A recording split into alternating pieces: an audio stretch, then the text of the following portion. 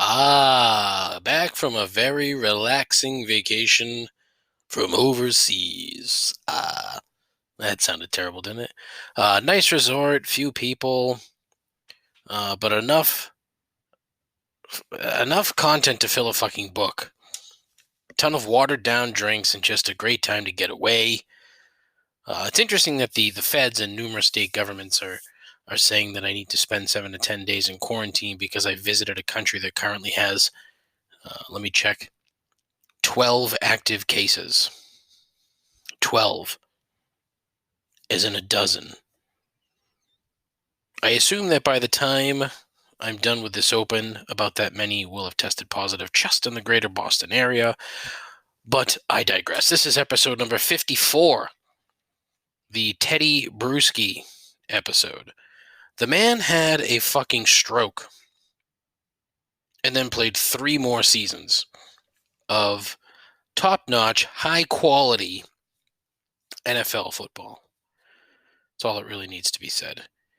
He is a future Patriots Hall of Famer, and this is Complaints and Observations. The greatest podcast hosted by someone who knows so precious little about almost everything. A journey into the mediocre mind of an exceptionally average person. This is Complaints and Observations with Dave LaPointe.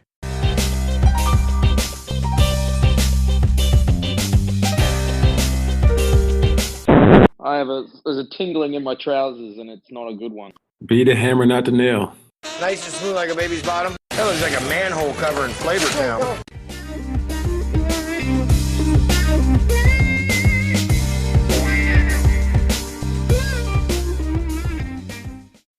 Who the hell is Dave LaPointe? What is up, friends? Welcome to the show. Buckle up. This is going to be a fucking long one, probably. I have a lot to talk about. Nothing of any, real substance, of course, because that's how I run the show. But before I get into it, quick note. I've gotten tons of feedback from last week's episode in the interview with Rich Leaf. So it just needs to be stressed that Rich Leaf is way too good for this program. Everybody that's listened has said that he sounds like a great guy. I can attest to that in the conversation that we had and the stuff that I edited out. But so once again, a big thank you to last week's guest, Rich Leaf. It was awesome. So shout out, Rich. Hope you're not listening to this because why the hell would you? Anyways, welcome to the show. I am your host. Why do show hosts say that or introduce themselves? I've always thought it was odd. Like, do they have that many new viewers or listeners that it's required? You'd think after like the first show, that should be it, right? Like restaurant hosts or hostesses don't do that. Hello, welcome to Chez Paul. I'm your host, John Felicia Boomba. Does that really happen? I mean, I'm no connoisseur of fine dining, but I wouldn't know. I mean, I could see like Chick-fil-A doing something dumb like that, like, welcome to Chick-fil-A. I'm your host, Shelly Ann Southern-Dumb. My pleasure is my pleasure is my pleasure. Blah, blah, blah. That went sideways. I apologize. Anyways, as I mentioned, I just have an absurd amount of dumb shit that I wanted to talk about today. 3 gripes, which includes a new listener voicemail, so that's exciting, right? Please say yes. Pacify me for a bit. Indulge me. Fucking assholes. Doing a show once a week is good for content. There's always something happening. Even I can find shit to talk about during the course of a single week. The problem that I'm finding is that in today's world, the news cycle lasts like 14 seconds. So anything that I talk about today is already old as shit. I had a handful of things lined up that I started lining up after I recorded the previous episode, which was way too long ago now. I think I want to say I recorded it like the day, might have been the day after Thanksgiving is actually when I recorded that episode. So it's just been way too fucking long. But one of the things that I that I wanted to talk about was there was a New York Times article from last week or the week prior about Purdue Pharma, the company that pushed OxyContin through the country and has led to the death of thousands of people, and their relationship with McKinsey and Associates, a, quote, consulting firm, end quote, that only seems to consult on matters of outright shit. This is a topic that big pharma is a bugaboo of mine. I hate it. The healthcare industry as a whole is such a it's I don't know how to put it. Like, I could call it a fiend, but it's way more than that. Like, they're just. Have you ever heard of like a nice insurance company ever? No, they don't, because they don't exist. They exist for one reason, and that's to fucking take your money. They don't give a fuck if you live or die. They just want to make sure that you pay them.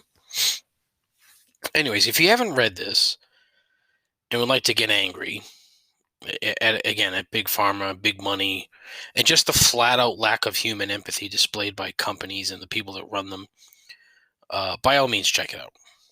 There's a lot to unpack. It's not like the biggest article ever, but the teeth is pretty good.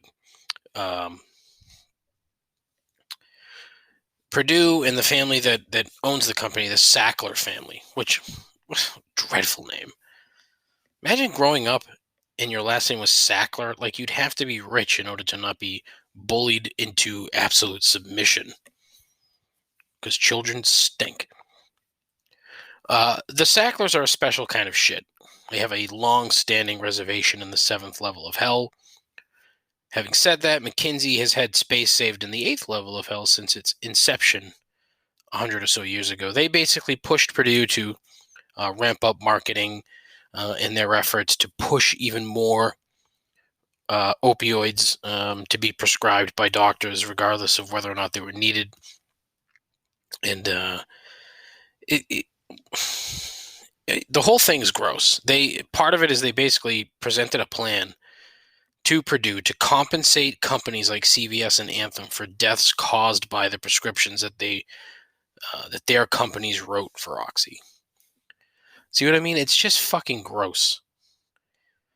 But McKinsey sucks. Like, that's the only way, the easiest way to put it. There's a laundry list of shitty and less than desirable people that have worked for the company, a variety of different roles. Arkansas Senator Tom Cotton, whose shittiness speaks for itself. Jeff Lunau, who was at the center of the Astros cheating scandal. And not surprising, but soon to be ambassador to China, Pete Buttigieg. I'm sorry, it's just a fucking weird name. Seems like a decent fella, but he worked for McKinsey, so he goes down a handful of notches. McKinsey loves to work with authoritarian governments. You never would have thought you'd hear that fucking phrase on this dreadful show, right? Authoritarian governments. Anyways, it explains why they were very instrumental in working with the Trump administration in immigration and customs by proposing that both the quality and quantity of food provided to migrants that were being detained in a variety of different places in the southern border be cut to save pennies in what I can only imagine was some sort of additional odd justification for punishing people just trying to live a better life. But they love China. I mean, they fucking love China. And they spent the last few decades helping that government become a global economic power, hence Pete Buttigieg.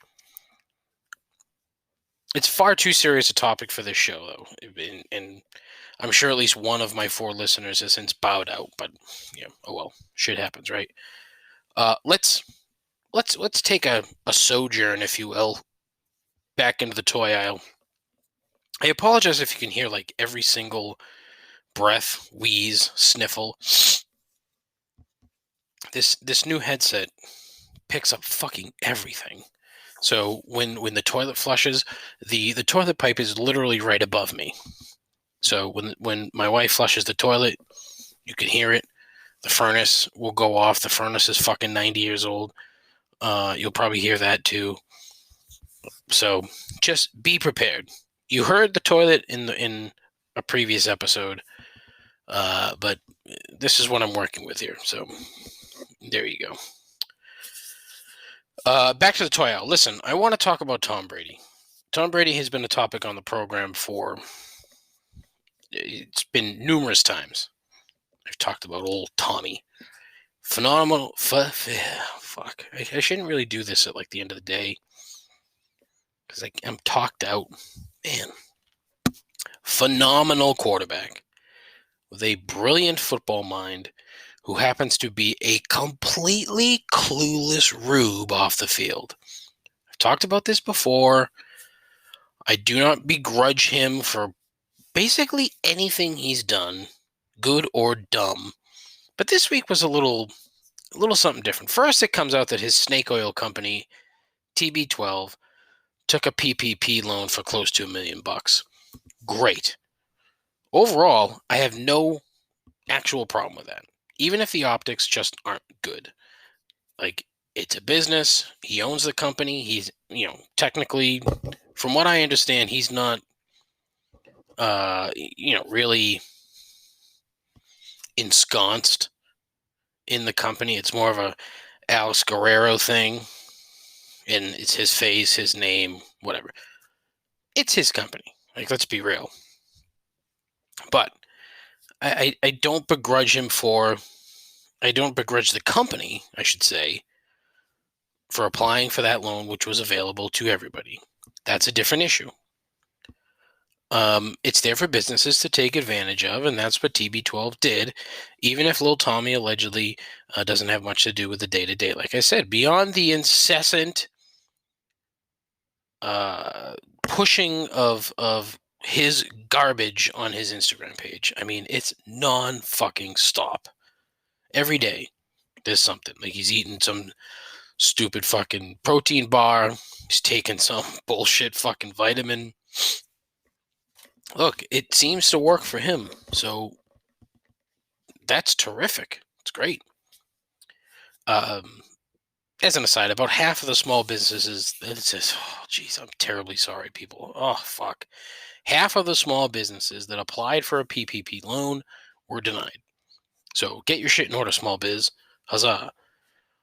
On the heels of that, which looks terrible. Not terrible, just looks terrible. He posts what apparently is a now deleted video to his Instagram page showing his new multi-million-dollar custom speed yacht toy. Whee! Hey, he bought a fucking boat. He's rich as hell, and that's what you need to be to own a nice boat, so good for you, Tom. It's a nice blue, multiple diesel engine thing called Viva a Vida. Wait a second, he named it after a fucking Coldplay song? Nope. It's actually named after his wife's environmental initiative. I shit you not. The multi-diesel engine speed yacht is named after his wife's environmental tree planting initiative. For fuck's sake, man. Like, it is so surprising to me that someone can be fairly sharp and incredibly successful in their chosen career while also having zero clue about what's outside of their bubble. He had to have known that this PPP thing wasn't going to go over well. Again, even though the company was well within their rights to apply, as shitty as it looks. So why wouldn't someone tap him on the fucking skull and say, hey, stupid, stay off of your fucking Instagram with that fucking boat? But as is the case with these people, the ones around them are either too scared or just too dumb to try and intervene. Like, he's very happy about the boat. You can see him in the pictures, like fucking shit-eating grin. This kid with the goddamn standing on his boat, his nice boat. It's terrific. It's great. You live in Tampa. You need to fucking ingratiate yourself to the community, which in that part of the world means if you're rich, you own a fucking boat. So he's rich. They bought a boat. Terrific. Just can you maybe space those things out a little bit? You know, you're not having the best of seasons ever. Like you left New England because you didn't want to work for the guy anymore. Which again, I don't begrudge him at all. I get it. You work somewhere for 20 years. It's time to go. There's nothing wrong with change. Look at it as a job, not as a professional athlete that you happen to enjoy watching. Two different things. To Tom Brady, it's a fucking job. He works very hard.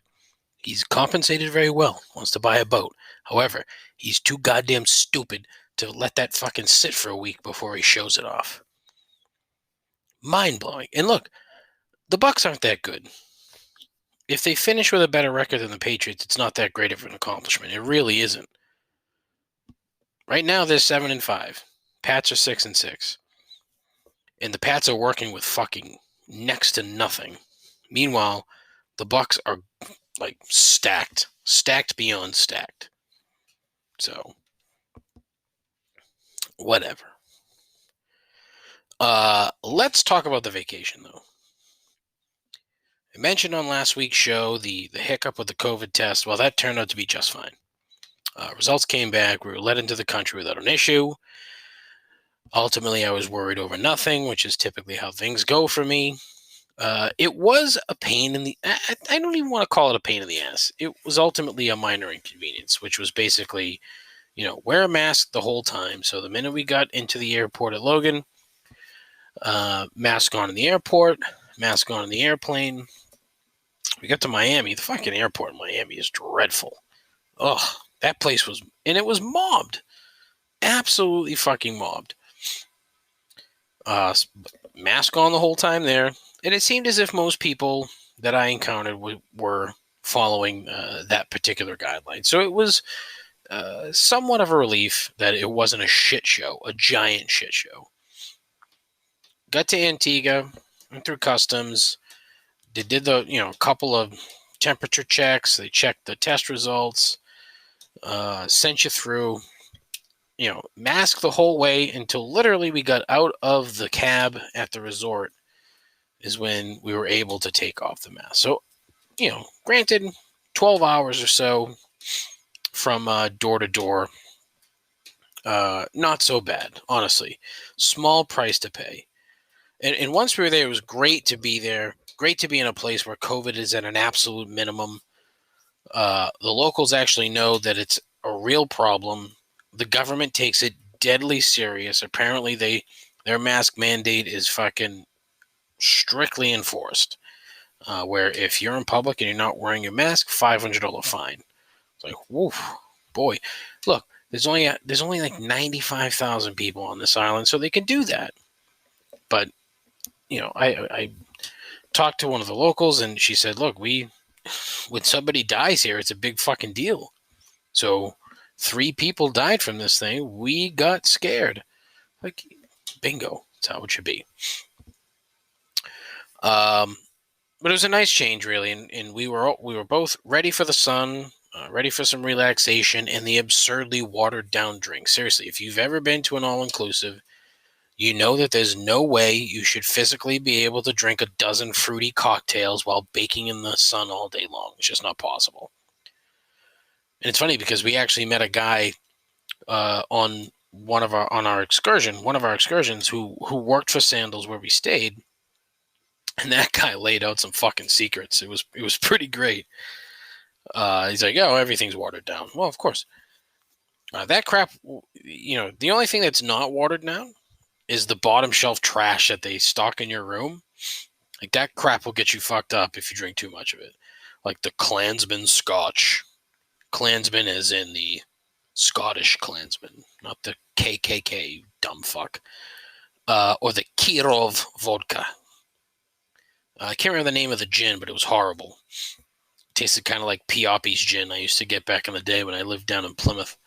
Pioppi's was the liquor store down the street from my garbage apartment, and I was so broke and depressed that I go through like a handle of that crap every couple of days.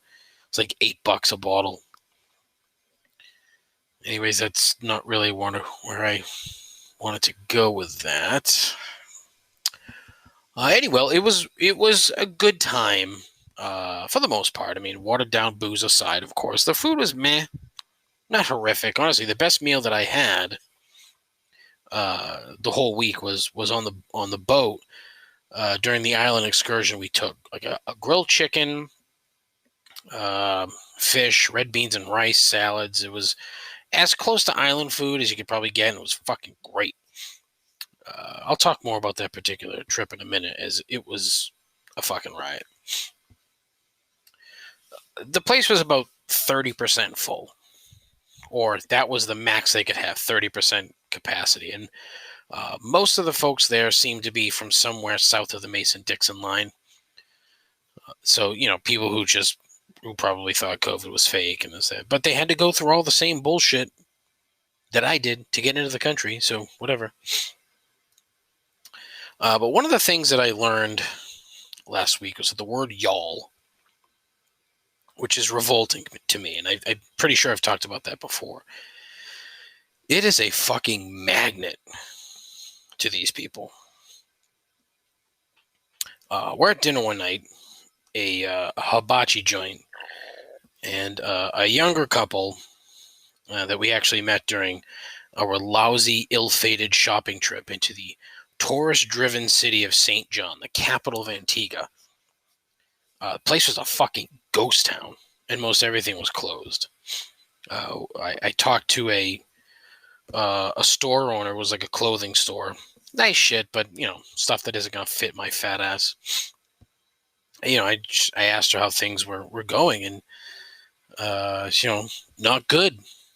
Not good, obviously. Talked to another store owner guy, this super nice English guy who owned like a touristy tchotchke joint, and he's, like, we're used to 4 cruise ships a day coming in here. 4 cruise ships a day. So you can just imagine the traffic. 4 fucking cruise ships a day. They're gone. So, it made sense why a bunch of stuff was closed. I mean, why the fuck would they be open? But I mean, it was a 2.5, 3-hour excursion. And after probably about an hour or so, like, Jen and I were like, all right, this is dumb. I bought a magnet and a shot glass, and that was about it. Like, the duty free, like the liquor and the cigar shop was fucking closed. Of course, just my luck. So we ended up going to the casino. The casino was fucking empty. We were there for 90 minutes. I played blackjack, talked to some very nice dealers, and won about $100, a little more than $100. So good day of shopping. Anyways, going back to this younger couple that we had the dinner at the hibachi joint. They sit down at the table, and this was either the night of or the day after this shopping trip. So the young lady's like, "Hey, y'all." Like, sure, no problem, whatever. But at the same time, an older couple sits across from us and gives the same inane greeting, hey, y'all. Well, that got all the fucking folks' antennas up, because the next thing you know, these 4 were talking about where they're from, how to get there, college football, another garbage that us sophisticated Yankees don't have time for. And as is the case at these places, everybody starts talking about other resorts they've stayed at. And so, we said, well, we've been to St. Lucia and we've been to Jamaica, and the older guy from the old couple mentioned he stayed at a place in St. Lucia at the Grand. Big place, nice place, a much younger set. The guy says that place was really, quote, for young people. There's too much vulgarity and carrying on, end quote. That term, carrying on, like, what the fuck is that? Like, holy shit, what a dumb phrase. Entirely Southern. It was an odd, like, he was really taken, like, here's this couple drinking Diet Coke at an all-inclusive resort. I don't understand what you would be doing at an all-inclusive, and you don't drink alcohol. It seems like a waste of money. But, hey, what can you do? I've lost my place. There were a shit ton of Southerners. A shit ton of them. And look, most of them are very nice, but they don't want to make fucking friends. They don't, I'm on vacation, pal. I'm not looking to get into something that looks like a weird swinger hookup while I'm here. I just don't understand the need, but they all want to do it. And the minute they hear the word y'all, it's like the fucking bat signal. I mean, they scramble. The next thing you know, there's 4 or 6 of them chatting it up in that foreign language. There was one woman. There was one woman in a bar that was sitting alone, and she starts talking to me. Oh, hi, where are you from? I was like, what the fuck am I supposed to do here? Jen was in the bathroom, and I was holding the 2 drinks that I got from the bar. So I was like, oh, hey, I'm from Boston. Ooh, Boston, I love that city. You probably really don't, but that's cool. Yeah, it's a great town. How about you? I really didn't want to ask, but I'm sort of obligated, right? I am. Virginia. Of course she is. Oh, Virginia. Cool. What part? Fredericksburg. Oh, nice part of the country there. Again, what am I supposed to do? Like, I'm not looking for small talk, but I sort of have to, I guess. Oh, are you familiar? Well, yeah, the Civil War battles, Judge Reinhold and the like. Oh my God, that's so great. Do you? And just like that, Jen came back, and I immediately turned my back to get the fuck out of there. I think she was very upset that I, didn't want to make friends with her and her husband. But I didn't. There was no, there was no need. The moral of the story is that no one should be making vacation friends. You can vacation with your friends you already have.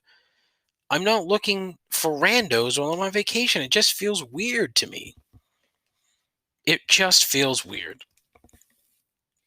Honestly, I have a whole fucking list of petty shit like that. I mean, it's fucking long. I'm clearly way too judgmental on vacation, and I have no room for it. But the list is called Shitty People You Encounter on Vacation. And I can't decide if I should just rattle it off. I mean, I knew this was going to be a long episode anyway. Like, what page? What page of the old script am I on? I'm fine. I can do that. All right. So here it comes. Shitty people you encounter on vacation. Although it's more like shitty people that, probably aren't that shitty, but you're a judgmental douchebag while you're on pandemic vacation in a Caribbean island. Okay.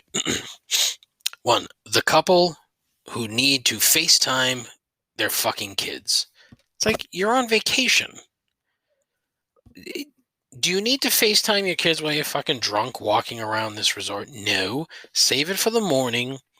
You get up, like maybe you're just after breakfast. Like, do it at a reasonable time. Not while you're shit-faced and you got to yell into your phone. And, your kids are probably getting vertigo from staring at the phone because you're moving it so fucking much. And it's like they're going to have a goddamn seizure. The guy who thinks he's the fucking mayor of the resort. There's always the dude, who's like standing there, whether he's in like by the pool bar and he's, like wrangling people for some stupid fucking game that they're doing. There's always that guy. And that guy sucks. The couple with the matching Mr. and Mrs. apparel. Like,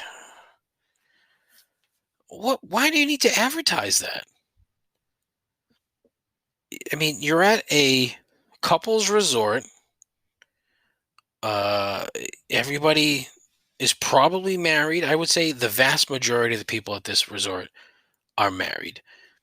80 to 85%. And if you're at that resort and you're not married, well, hey, good for you. But like these fucking dumb kids with this Mr. and Mrs. bullshit. I saw one girl wearing a big fucking sun hat that just said Mrs. Ross on it. Like, who the fuck cares? I mean, is it there so you don't lose it? I don't fucking understand it.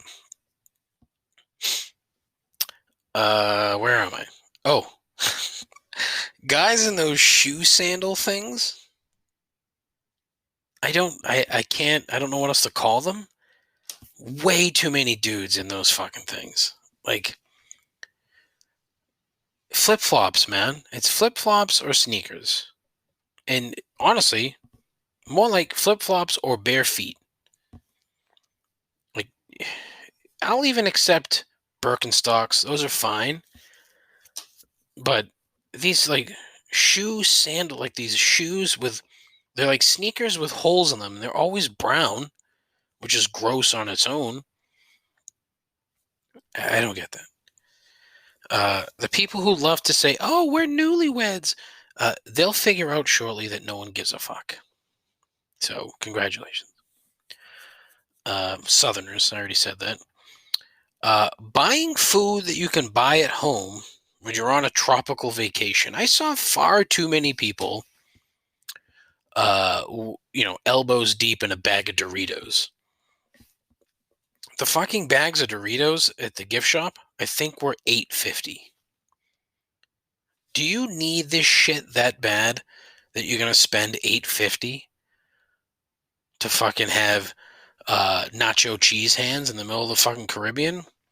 Like, look, all these fucking people already think we're gluttonous pigs to begin with. Don't fucking verify the stereotype. Nobody needs that.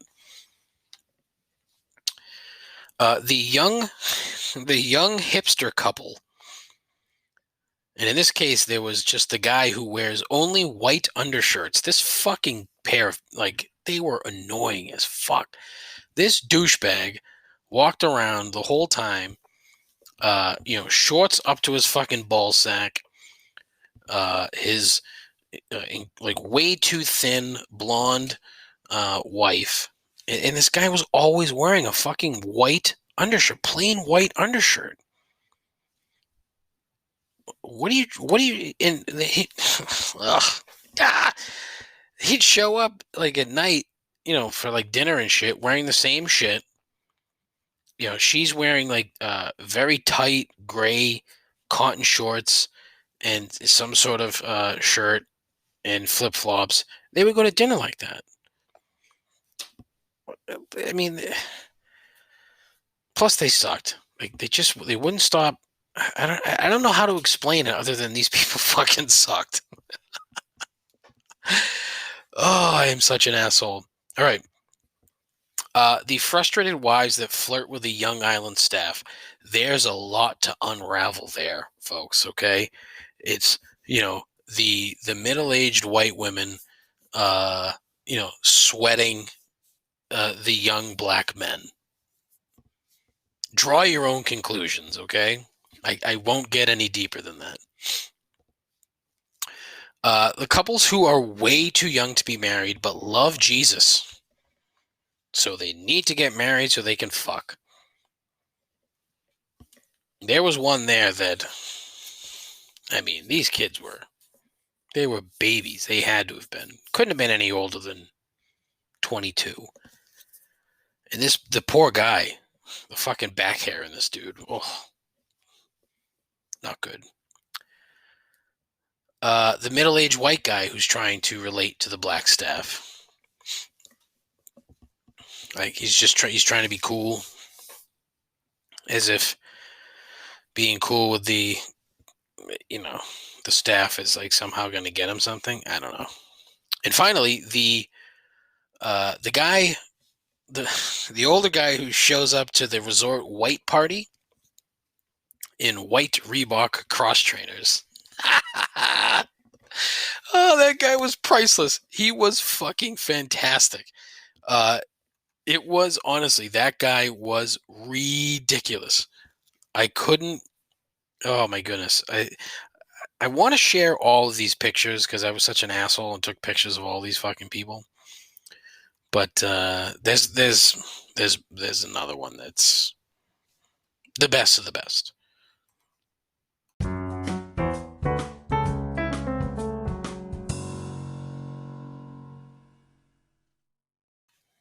That was fun. There's more, but those were that was the best of the best. At least that's what I think. I got a kick out of that. I hope you enjoyed it. Hope you vacationed vicariously through me right there. That's the hope. But the creme de la creme came on our last full day of the vacation, which was Saturday. And it leads me back to the boat excursion, as I saw something I'd never seen before. Other people may have seen it, but I had never seen it before. And there was so much aside from what this was that it made for an interesting story. So we're on this catamaran for an island excursion. Basically, when we went to St. Lucia, it was get on the catamaran. We'll ride around the island, show you around, point different things out. This one, Antigua apparently is a bigger island, like geographically. This was a much longer ride, even though we did go around the entire island. Made a couple stops. So I don't know. Maybe it's just that these guys sucked. Who knows? It was just weird because here I am expecting them to point out, oh, this is so and so harbor named after this guy who did this for the country, who talked about the history of the island. Give me a little bit more. This whole thing was like, oh, here we are on the right. This is such and such resort. It's a 5-star. Every resort was a 5-star resort, by the way. Not a single one was a shithole. Like, he's basically a hospitality advertisement for the entire boat ride. A couple things that he pointed out, but for the most part, it was just pointing out hotels. So we're on this catamaran ride. Hold on, I gotta.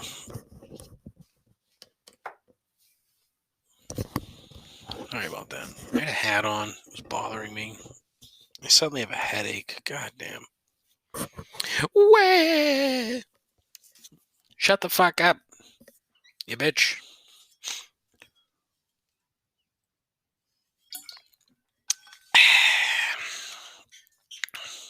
Ice cold H2O. Speaking of H2O, I read a story the other day that Adam Sandler is going to make a sequel to Waterboy. So he's going to ruin the sanctity of Bobby Boucher. And the story is that Bobby Boucher is training a new Waterboy. Boy, can't wait to not watch that. So we're on this catamaran, and there's about 20 or so other people from a couple different resorts, couples, groups, whatever, including what I thought was like a weird sister-wife situation with a dude and 3 women, youngish, 20, late 20s, mid to late 20s. And I'm probably way wrong, but it was funny to see and to think about that, so whatever. However, there was another couple there from the Chicago area. How do I know? Well, the gentleman was wearing a Bears hat, and his accent was noticeable. So it was that northern Illinois, Midwestern twang that I can't possibly mimic. I can't do it. I'm not able to do it. His lady friend, could be his wife, I assume, I don't really know for sure, had a much more noticeable accent. These two were getting after it at the bar, knocking down drinks that were certainly not the usual watered down resort crap. I mean, these guys were making legit drinks. Well, Bill Swirsky here was stacking his cups so that everyone would know how much he drank. Like, classic douchebag move, but respect, bud. So the boat's going around, and the whole thing is like, yeah, we're gonna get to we're gonna get to our stop. It's a beach on another small island off the coast of Antigua. Literally, like, right on the coast, essentially. It was like Queen Island or something like that was the name of it. So we get there, and it's for snorkeling and whatnot. But Jen and I just kind of hung on the beach, and a few other couples did too, including the Chicago, the Chicago couple. They were frolicking in the water, drinking, laughing, talking, and Swirsky is smoking a large cigar. Both of them fucking ham-faced at this point. They start making out on the beach, and I'm taking pictures of other shit, lizards, the local fauna, real mature type stuff. And this guy's like, hey, you want to take a make-out picture? I ignored him, of course, but my wife is too nice, so she laughs, haha, and then the wife proceeds to tell Jen that their first date was at Soldier Field. Well, of course it was. I made him drink vodka. We got so shit-faced. Oh, that's awesome. That's terrific. Right? Just terrific. We continue about our business, walking around, and turn back, head to the boat, and I happen to notice this is where the something I hadn't really seen before comes in. Sniffle for you, excuse me. Bear Superfan here has a tramp stamp tattoo. That's right, he has the tramp stamp. Now, I know what you're thinking. At least I assume you're thinking, Dave, there's no way. Well, I assure you, there's a way, and that's what it was. I was stunned. I literally couldn't believe what I was looking at. It's like an oval shape of what looked like a beach scene, palm trees on both sides. I didn't know what to think. I had to take a picture. You'll see that on the gram.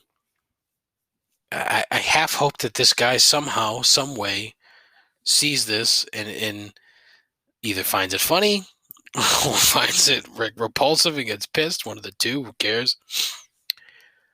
The only logical conclusion that I could draw is this guy lost a bet or something and had to get it done, right? Because no guy wants that. Do they? I mean, honestly, I'm still stunned. We left that beach. We went to another beach, and his wife was just flat out wasted at that point. I mean, wasted. And she, again, these people seem like very nice people. So it's not an indictment on their character by any means. It's more an indictment on their outward appearance, if you will. Not their looks, because he looked like a typical Chicago guy, fat, goatee, sunglasses, cigar. I mean, if you looked up Chicago stereotype in the dictionary, this guy would come up. The wife had tattoos, including one on her back that I am fairly certain read, quote, "Dance, fucker, dance," end quote, in cursive. Not fuck her, but fucker. Seriously, I couldn't get a picture of that because she physically could not stand still. She was so fucked up. Hugely missed opportunity on my part. Eventually, they were led back to the boat by the crew, who basically had to watch her give her husband a lap dance to make sure that she didn't fall off the fucking boat. It was an absolute shit show. But hilarious at the same time, right? We ended up seeing them in the airport the next day, and they had matching Bears face masks on. Isn't that cute? Honey, we're going to get matching face masks with the Bears logo on it. You like the Bears, right? Ugh, fucking gross. You might have noticed that there's no commercial in this episode. It's because I cashed out. Yep, cashed out. Complaints and observations earned $15.14, and I have cashed out. So, soon as that arrives in the old bank account, I'm gonna figure out something to do with the $15. I don't know what yet. If you have an idea, please share it. I would love it to be something creative that I can possibly share on the YouTube page that I never use. Nice, easy way to advertise the program. That only costs $15. So my guess is it's going to be something stupid, but who knows? One of the things I thought about doing was like putting a bet on something dumb and then seeing how that went. I keep touching the microphone. I'm sorry. I have an itchy face. But I don't know. Got to figure that out. I got to rack my brain, which means I will think of something for 2 seconds and then stop because it's like I'm like a fucking cat with a red laser pointer. I can't concentrate. Best bets is still rolling. I've managed to close the gap. I'm down to a half game behind Scott, who had a previously unsurmountable lead. I think he's lost 4 in a row. Scott is 6-6-1. I am 6-7, heading into week 14. Jackie Frodley Jr. Dunzo. Yep, that guy fucking stinks. Although he's actually cleaned up over the last 2 weeks with his bets. It's been sort of impressive, given how historically awful a gambler he really is. Don't let him tell you otherwise. He's terrible. However, kudos to Jack. Last 2 weeks, fucking dynamite. Nicely done. I think he's paying for his picks, but whatever. Claims to have a patron to give out picks. He should. If he's doing it and doing well, fuck it. It would be the worst fucking patron ever, but what can you do? This week, Scott likes the Titans minus -1.5 against those vaunted Chicago Bears and our dear friends from the boat. I like that pick. The Titans are good, but they're so inconsistent. But the Bears stink. Mitch Trubisky stinks. So that's his pick. I'm taking the Packers. I can't remember off the top of my head who they're playing, but they're -7.5. I don't know if it's the Dolphins. I can't remember. Let's do some quick research while we're actually recording this. Oh, the Detroit Lions. That's right. The Lions. So last 2 games, the Packers have scored 41 and 30 points respectively against the Bears and the Eagles respectively. So I'm very curious to see how it plays out. Really think they can roll the fucking Lions. We shall see. Even though the Lions won last week. But I thought about taking the Patriots. I really did. I was getting, 4.5, I think. I think they'll win this week. I don't think the Rams are that good, but it's going to be tough. What the Patriots did last week to the Chargers is just, that's obscene. But that's the kind of those are the games that they have to win, and no matter how they win it, that's what they have to do. So they beat a bad team, which is what they should have done to Houston, but they didn't. But look, I've been hearing way too much about people getting on Cam Newton because he's not throwing the football. He only threw the ball, 18 times? What the fuck do you want the guy to do? The play calls that Josh McDaniels is making are terrible. He is a terrible offensive coordinator. And the only reason that people thought he was so good is because he had the best quarterback ever playing for him to clean up his messes. And I've said this multiple times. And especially now, how you can get on Cam Newton. He doesn't know the offense. I don't care if he's been in the whole year. He doesn't know the offense front and back. He knows it enough to get by, but when you have nobody to throw to, the play calls are crap, you're going to be 12 for 18 for 68 yards or whatever the fuck he was. But who gives a shit? They fucking won 45 to nothing. Like, what could you possibly complain about? Oh, well, what happens if they're down 2 scores?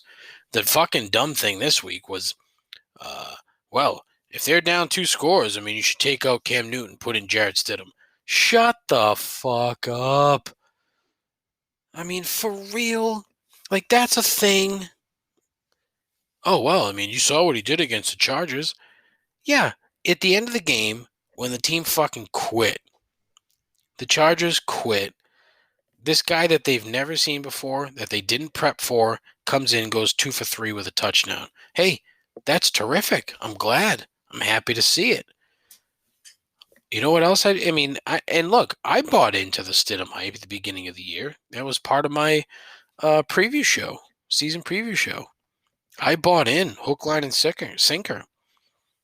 But I mean, what have I seen to stick by that? Zero.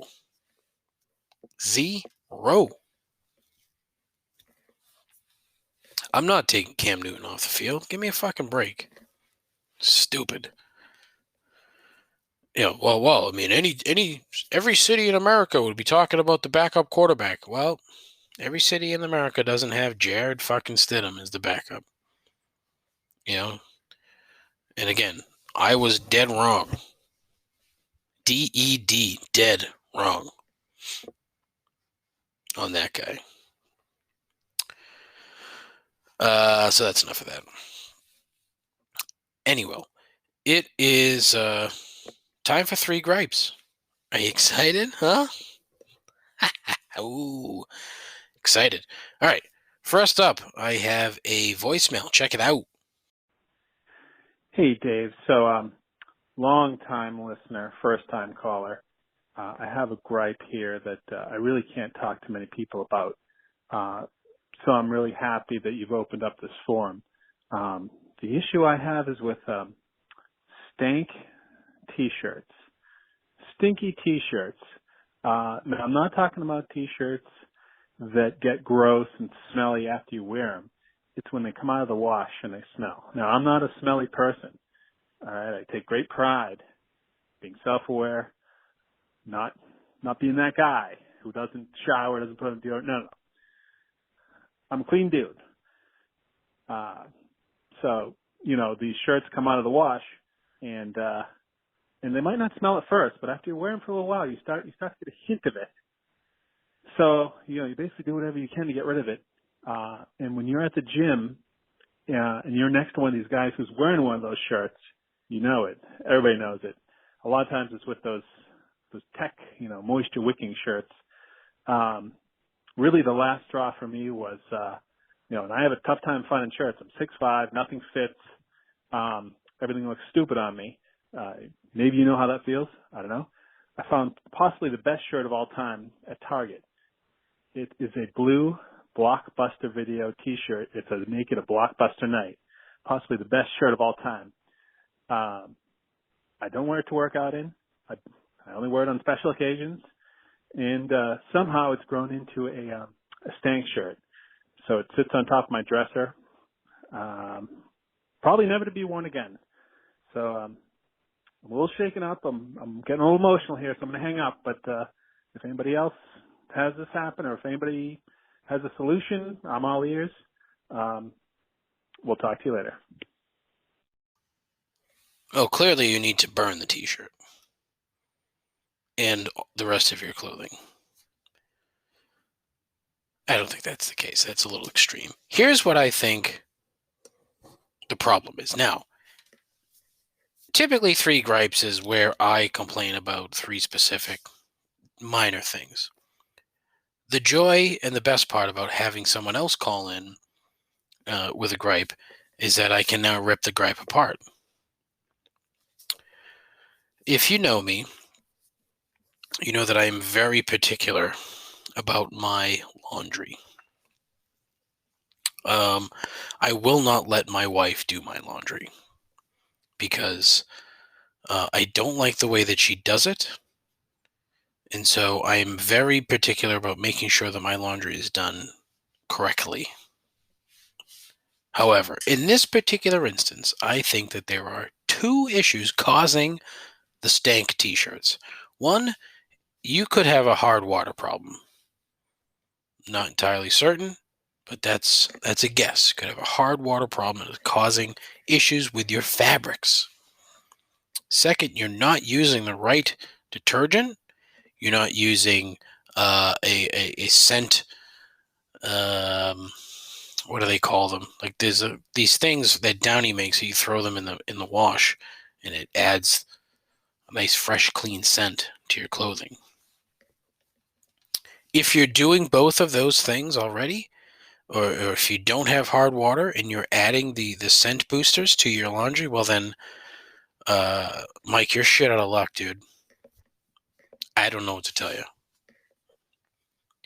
I don't think I've ever had this problem. This is a problem I don't think I've ever had. And it makes me question whether or not anyone else has. This could be a singular issue. This could be a singular gripe. The kind of gripe that only affects you and no one else. It's entirely possible, although I could be dead wrong, and I probably am. But when it comes to laundry, I'm not one to talk about laundry issues because I am militant about how my laundry gets done. So I do not have this problem. It's a great shirt, by the way. He sent me a picture of it. It's an excellent t-shirt. Target, oddly enough, great selection of t-shirts. It's one of these weird things that I can't figure out. But great selection of tees. Speaking of tees, gripe number 2. T-shirt tuckers. That's right. People who feel the need to tuck their t-shirt into their shorts or pants or what have you. This seems to be a thing with the older set. The 55 plus set guys tucking in their t-shirts to their jeans that are ill-fitting, probably with their shit brown mandals to go with their tucked-in t-shirt. And it's any t-shirt, doesn't matter what it is. If you are wearing a t-shirt in public and it's too long, change your shirt. As a fat person, I occasionally have the issue where shirts might be a little too short. So I need to change my shirt. Find one that's a little longer. You should know the length of all of your clothing. And you should never tuck in your t-shirts. One thing I did notice is that a majority of t-shirt tuckers are also cell phone clip wearers. Which is a side gripe here, because it's not the third gripe. What the fuck is the point of a cell phone clip on your belt? Is the space in your pocket so valuable that you can't put a cell phone in there? What else do you have in your pockets? Oh, madness. But those two seem married. T-shirt tuckers and cell phone clip guys. Don't tuck in your fucking t-shirt, man. It looks stupid. God. Gripe number 3. Adults who order apple juice at breakfast. There are 2, maybe 3 acceptable juices for an adult at breakfast. 1, of course, is orange juice. 2, cranberry juice. 3, a grapefruit juice or a pineapple juice of some sort, depending on where you are. Adults should not be ordering apple juice at breakfast. If you go to a restaurant for breakfast, apple juice should not cross your mind. Coffee, tea, two juices we've discussed, possibly one of the two tertiary juices that we also mentioned here. Milk is acceptable. You want to get fucking crazy and order chocolate milk? Have at it. Apple juice? No. Apple juice is strictly for children. 8 years old and under. Because once you turn 8, you graduate from juice school and you go from apple juice to orange juice. Okay? Those are the rules. I don't make them. I don't make the rules. That's just the rule. 8 years old, anything beyond that, sorry. The apple juice is removed from the equation. You could tell the kid, I'm sorry, the apple juice industry is shut down. I'm not making it anymore, so you can't have it. We're on to orange juice. Those are the rules. Adults should never even consider apple juice at breakfast. And restaurants should be smart about it, because I would imagine that apple juice buyers are bad tippers, if I had to guess. So you would think that any waitress or waiter who takes an order from somebody who orders an apple juice at breakfast should be fully prepared to be disappointed when they see that 10% tip that they get, because sicko over here orders a fucking apple juice with his eggs. It's like, what are you gonna order, cereal? Are you gonna get fucking Apple Jacks too, buddy? Ma'am? Whomever? I'm not being sexist here. Maybe I could let that slide. If you order fucking Fruit Loops for breakfast at a restaurant, you're allowed to order apple juice, but then you have to tell every single person in the restaurant that you ordered Fruit Loops for your breakfast. You need to be shamed into ordering apple juice, because it's disgusting. It's not that apple juice in and of itself is disgusting. I don't think that's the case. If you want to drink apple juice at home, all right, whatever. You're at home, you can do whatever you want. That's fine. You're still going to look like a shithead when you buy it at the grocery store. Oh, your kids must love apple juice. Oh, I don't have kids, ma'am. What? What? She calls security. The guy's fucking dragged out of the grocery store. No apple juice. No groceries. He has to go home to his wife and say, oh, it happened again. Tried to buy apple juice and nope, they wouldn't let me. Just tell them you have kids. Just make it up. It's not like they're going to ask you to dip into your wallet for the fucking, the old 3x5s or however big those wallet pictures are.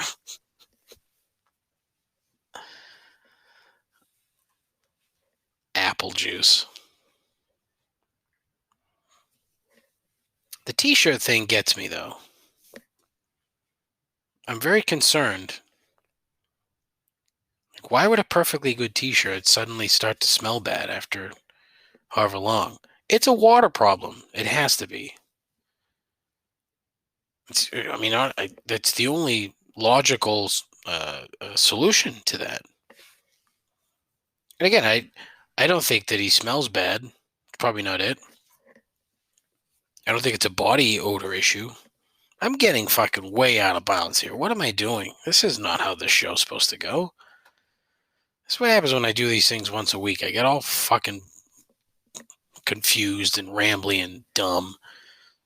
That's what happens when I do shit at night, too. I'm taping this at way past 8 o'clock. I mean, man, I'm exhausted. Long day. Long day of sitting down in a chair, looking at a computer screen. That's it for the show. Gone on way too long. If you stuck around for the entire hour, bless you. Bless you. Tell your friends to come and enjoy the show. Look, it was long. It wasn't terrible. It wasn't a terrible show today. I've done much, much worse. Like I said, I had a ton of fucking content. I mean, just that list of bullshit, it was fucking stupid. Some of them were funny. But be like Mike. Call into the show. leave a voicemail. 617-65-RIP-'em. I love the voicemails. They're fantastic. 617-65-RIP-'em. See if we get some next week. Next week, I will have another guest on the show. That's right. They're coming fucking fast and furious now. Look at that. Another guest. My dear friend Ian is going to come on the show. He and I are going to talk soccer, and we're going to piss off all kinds of people. So that should be fun. I'm looking forward to that. It's going to be a great conversation. He's a funny guy, interesting cat, big fan of his. So that should be good. That's next week's show. Talking footy. Get pumped. Please go to the Instagram page at ComplaintsPod so you can see the picture of the dude with the tramp stamp. It's priceless. It'll also be on my Twitter page at ComplaintsPod. It'll be on the Facebook page, but fuck Facebook. I do have a YouTube page. God, you fat fucking dummy. YouTube page. Ugh. But I don't use it. There is an email address, showmail@complaintsandobservations.com. I have a website, complaintsandobservations.com. I don't do anything with that either. I'm horrifically lazy. I would like to write a pod. Fuck. Oh my God, this needs to end. I would like to do a blog post this weekend, but who the fuck knows? It's funny because every now and again I'll get these notifications in my email that I have a new email list subscriber. And it's funny because I always check them out, like to see who they are. So I'll like just Google the email address. And I got one today from some dude who's like a finance guy for a company in like Wales. I'm like, what the fuck is this? Because there's no way he's listening to the show. Rob, if you are, let me know. Please send me an email. Showmail at Complaints and Observations, or you can call. It's an international call for you, but whatever. 617-65-RIP-'em. You can figure it's the same number setup in the UK. But Rob, if you're actually listening to this, fucking bravo, sir. Bravo. But apparently Rob is a Leicester City fan, so that's unfortunate. But that's it for the show. Again, thank you so very much for listening. Please tell your friends. Let's get the numbers up. Huh? Let's get the numbers up. Let's see if we can just get people to come and enjoy the content. Or pretend to enjoy the content. This was a long episode, and I'm terribly sorry. But I have a feeling this is how long these are going to be now, since they're only once a week. So, fucking deal with it, all right? Listen to most of it. You can skip over some shit, but listen to most of it. Again, thank you very much. I appreciate it. Tell your friends. Take care of yourself. Take care of each other. Godspeed. Ta-ta.